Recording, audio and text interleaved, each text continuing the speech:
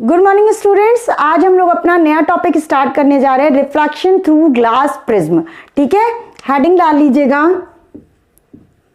Refraction through glass prism. तो बच्चों, refraction through glass prism, prism क्या होता है? एक ट्रांसपेरेंट होमोजीनियस रिफ्रैक्टिंग सरफेस होता है। ठीक है, प्रिज्म क्या होता है? एक ट्रांसपेरेंट होमोजीनियस रिफ्रैक्टिंग सरफेस होता है। ये समझ गए। अब हम लोग क्या करेंगे, हम लोग को बेसिकली इसमें क्या डिराइव करना है? Angle of deviation. Angle of deviation. Deviation बेटा होता क्या है? देखिए, हम एक बात अभी ड्रॉ करते हैं, पहले हम अपना प्रिज्म बना लेते हैं। ये हमारा प्रिज्म हो गया। अब प्रिज्म में हम लोग क्या करते हैं? प्रिज्म का कोई ना कोई एंगल होगा, एज अ सेंस इन दोनों ये जो फेस हैं इसके बीच के एंगल हमने ले लिया एंगल ए। ठीक है, अब यहां से इंसिडेंट रे आएगी और इधर से क्या होगी? इमर्ज होगी। तो कितना डेविएशन हुआ? इंसिडेंट रे जब आई और जब इमर्ज हुई, उन दोनों के बीच में कितना डिफरेंस आया, उसे क्या बोलते हैं? Angle of deviation. कितने एंगल का एंगल डेविएट करी? ठीक है, आफ्टर रिफ्रैक्शन। ठीक है, इंसिडेंट और रिफ्रैक्शन इमर्ज होने के बाद जो भी डिफरेंस आया उसे क्या बोलते हैं? इमर्जेंट। अभी हम समझाते हैं। मान लीजिए ये आपकी रे आई, ये रे आई। अब हम क्या करेंगे? ये हमारी क्या है? Incident ray. ये आपका क्या है? Rarer medium. ये आपका क्या है? Denser medium. सॉरी, ये भी रेयरर मीडियम है, ये डेंसर मीडियम है। ये क्या है? Rarer medium. ऑफ कोर्स ही बात है, इतना तो समझ गए थे मैम गलत लिख रही। ये भी क्या है? एयर, ये एयर। अब यहाँ पे समझो कि ये इंसिडेंट रे आई, यहाँ पे हमने नॉर्मल ड्रॉ करा, at the point of incidence हमने नॉर्मल ड्रॉ करा। अब हमारी रेयर टू डेंसर जा रही है, डेंसर जा रही है तो वो क्या करेगी? Bends towards normal. ये हमारे नॉर्मल की तरफ ऐसे बेंड कर जाएगी। ठीक है, अब यहाँ पे देखो, मान लिया इसका ये वाला एंगल क्या है? I1 है और ये रिफ्रैक्टेड एंगल क्या है? R1 है। समझ रहे हो? अब यहाँ पे देखो, क्योंकि ये क्या है, अब ये वाले फेस पे ये इंसिडेंट रे हो रही है, तो ये वाले फेस पे कौन सी इंसिडेंट रे है? ये वाली है। ये फिर हमने नॉर्मल ड्रॉ करा at the point of incidence, और इसको क्या करा? अब देखो ये क्या जा रही है? डेंसर टू रेयरर जा रही है। डेंसर टू रेयरर जाएगी, बेंड्स अवे फ्रॉम नॉर्मल। ये आपकी, ये आपका हो गया इमर्जेंट एंगल। जब आपका आफ्टर सेवरल रिफ्रैक्शन और रिफ्रैक्शन के बाद जब आपका जो रे बाहर आती है उसको इमर्जेंट रे बोलते हैं। ये कौन सी रे है? इमर्जेंट रे। और ये कौन सा एंगल है? Emergent angle. समझ में आई? ये ऑलरेडी समझा चुके हैं। मान लिया ये क्या था? R1 था। ठीक है, इस फेस पे जो इंसिडेंट एंगल था वो क्या था? R1 था। हमेशा नॉर्मल से एंगल नापते हैं, जो नॉर्मल हम पॉइंट बना रहे हैं at the point of incidence. ठीक है, ये हो गया। अब यहां से देखो कि इसको क्या करेंगे? सॉरी, इसको जो है नॉर्मल को, दोनों नॉर्मल मिला देंगे, ये ऐसे आएगा। ठीक है, ये नॉर्मल ऐसे आएगा। ठीक है, ये हमने मिला दिया। अब यहाँ पे एक चीज देखना, इसको तो आप, ये जो रे थी, इंसिडेंट रे थी, उसको जाना कैसे था? ऐसे जाना था। लेकिन वो क्या कर गई? अब वो जब बाहर निकली, ऐसे जाना था, लेकिन बाहर निकली तो कैसे हो गई? ऐसे हो गई। अगर हम इसको पीछे बैकवर्ड एक्सटेंड करते हैं तो ये आपका एंगल ऑफ डेविएशन हुआ। जाना ऐसे था, लेकिन ये डेविएट होके ऐसे चली गई। समझिए, तो ये एंगल ऑफ डेविएशन हो गया। अब यहाँ पे देखिएगा, हम नाम दे देते हैं, इसको ले लेते हैं P, ये Q है, ये R, ये S। अब यहाँ से मेरी बात समझना, ये एंगल I है तो ये पूरा एंगल भी I होना चाहिए, ये पूरा एंगल। समझ लो क्यों I होना चाहिए? वर्टिकली अपोजिट से।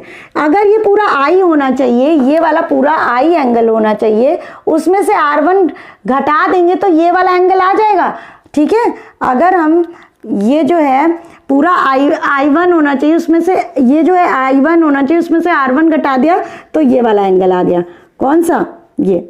ये आपका आ गया I1 माइनस R1, समझे। सेम ये E है तो ये भी आपका क्या होना चाहिए E, क्यों, वर्टिकली अपोजिट से। लेकिन आपको पता है ये R1 ले लिया आपने, तो ये वाला एंगल, छोटा वाला ये वाला एंगल आपका बचा, तो ये पूरा E होना चाहिए, ये पूरा E होना चाहिए, उसमें से R1 घटा दिया तो क्या आ जाएगा, ये वाला एंगल, ये क्या हो जाएगा, E माइनस R1। अब हमें पता है sum of two opposite interior angle is equal to exterior angle. तो हम कौन सा ट्राइंगल देख रहे हैं, PQS, PQS, in triangle PQS, PQS देखना, ये है PQS, sum of two opposite interior angle is equal to exterior angle, मतलब sum of two interior angle is equal to exterior angle. ये एक्सटीरियर एंगल है delta, और ये क्या है, interior angle I1 minus R1 plus E minus R2, तो delta is equal to क्या हो जाएगा, I1 प्लस E, ठीक है, माइनस R1 माइनस R2, इसको संभाल के रखना है, I1 प्लस E, माइनस को कॉमन ले लो, ये R1 प्लस R2 आ जाएगा, समझे, माइनस कॉमन ले लिया, ये क्या हो जाएगा, I1 प्लस I2, ये हमें संभाल के रखना है। अब देखो ये मान लो, इस पॉइंट को आप मान लेते हैं PQRS T, तो अब ये देखिए TQRS, TQRS आपका क्या है, क्वाड्रिलेटरल, TQRS क्वाड्रिलेटरल है, समझ में आ रहा है ये। अब यहां से मेरी बात समझो, ये नॉर्मल है, ये नॉर्मल है, नॉर्मल है तो ये सरफेस से कितना एंगल बनाएगा, अच्छा यहां पे बना देते हैं, ये T है, ये QRS, TQRS, TQRS। अब यहां से देखो ये क्या है, नॉर्मल है ना, ये वाली लाइन नॉर्मल थी और ये वाली नॉर्मल थी, उसको एक्सटेंड किया था, ये नॉर्मल है, ये भी नॉर्मल है, इसको ना हो लिख लेना, ये N है, ये N डैश है, नॉर्मल है। तो अगर ये नॉर्मल है तो ये फेस से कितना एंगल बनाएगी, ये वाला जो एंगल बनाएगी, ये वाला, ये पूरा एंगल कितना होगा, 90, तो मतलब ये वाला एंगल कितना होगा, 90 डिग्री, और ये वाला भी एंगल, ये भी नॉर्मल है, ये भी नॉर्मल है, ये फेस से एंगल बनाएगी तो ये कितना हो जाएगा, 90, ये भी कितना होगा, 90, समझो, और ये आपका एंगल A है। अब यहाँ पे समझना, सम ऑफ, ये ट्राइंगल बन रहा है, कौन सा ट्राइंगल, QRS,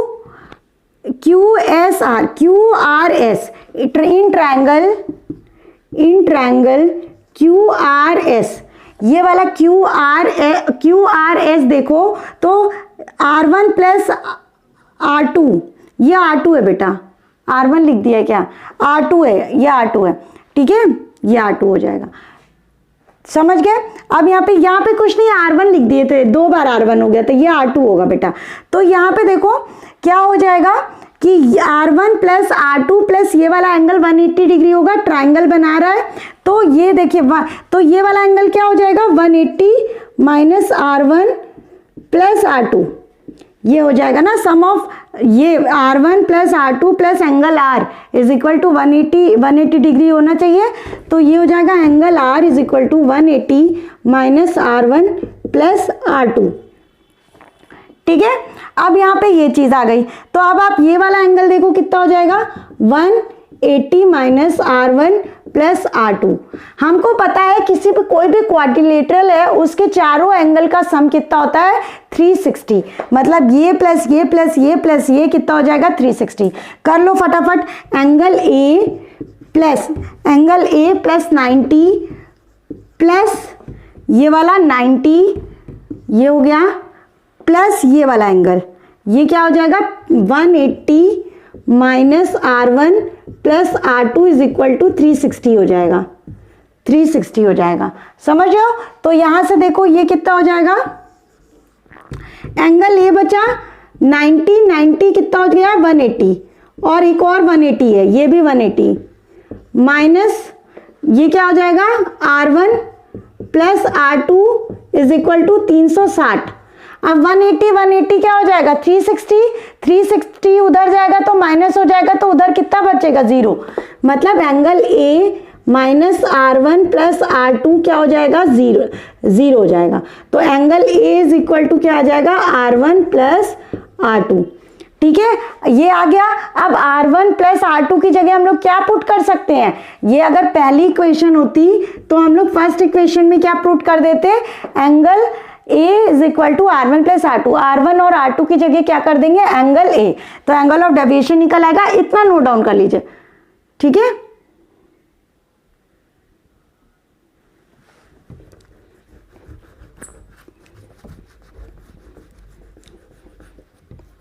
नोट कर लिया होगा आप लोग ने मेरे ख्याल से।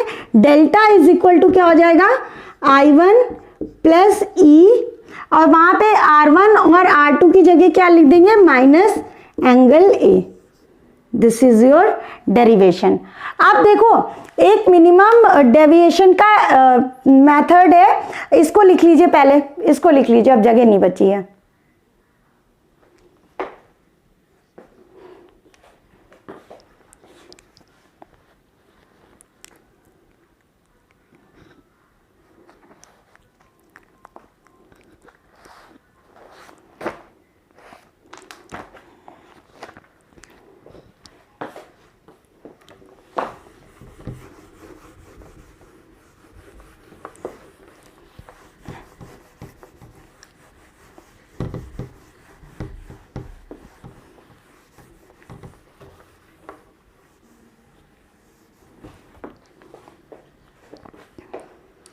नाउ स्टूडेंट्स यहाँ पे देखिएगा, अब देखिए यहाँ पे हमारा क्या आया था, डेल्टा इज इक्वल टू आया है I1 plus E minus A।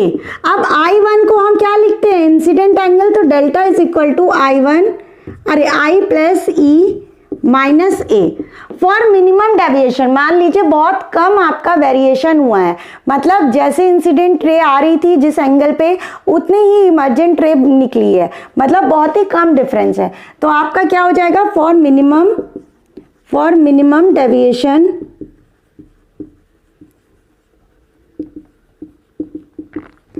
Minimum deviation के केस में क्या हो जाएगा, I इज इक्वल टू क्या हो जाएगा, E हो जाएगा। ठीक है, तो यहाँ पे डेल्टा इज इक्वल टू क्या हो जाएगा, यहाँ पे E की जगह I पुट कर दो, I plus I minus A। Delta is equal to क्या हो जाएगा, 2I माइनस A को इधर लेके जाओ, A plus delta is equal to 2I, delta को उधर ले जाओ, 2I माइनस डेल्टा। ये हो गया आपका एंगल।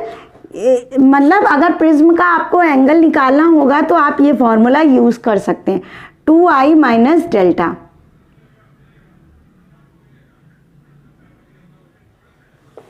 ठीक है, ये यूज कर सकते हैं। नेक्स्ट आप एक और चीज कर सकते हैं, I की वैल्यू निकाल सकते हैं। I इज इक्वल टू क्या हो जाएगा, A प्लस डेल्टा अपॉन 2। अच्छा बच्चों, यहाँ पे देखना, एंगल ऑफ प्रिज्म तो आपको पता ही रहेगा ना, एंगल ऑफ इंसिडेंस निकालना रहता है। ठीक है, तो ये आपका फॉर्मूला यूजफुल होगा, ये वाला। ये क्या करेंगे, एंगल तो पता ही रहता है आपको, तो इससे भी निकल आएगा, उससे भी निकल आएगा। समझ गए।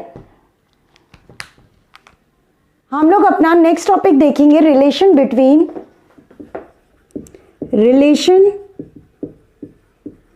बिटवीन रिफ्रैक्टिव इंडेक्स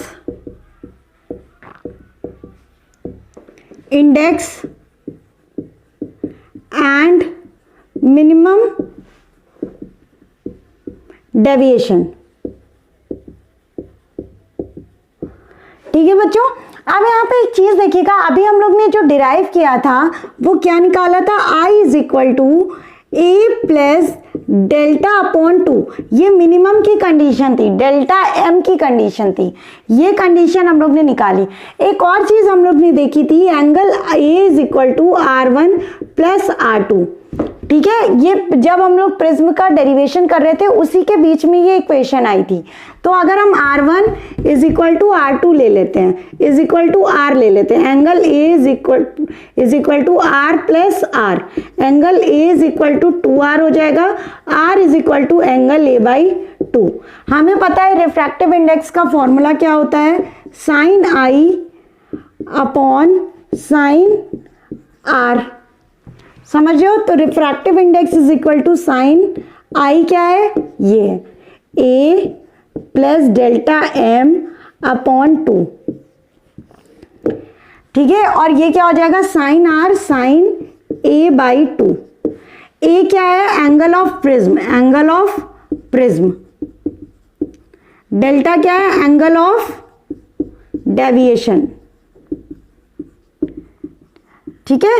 ये सारी चीजें हो गई, इसे नोट डाउन कर लीजिएगा। ये आपका रिलेशन इंपॉर्टेंट है, इसको भी नोट डाउन कर लीजिएगा।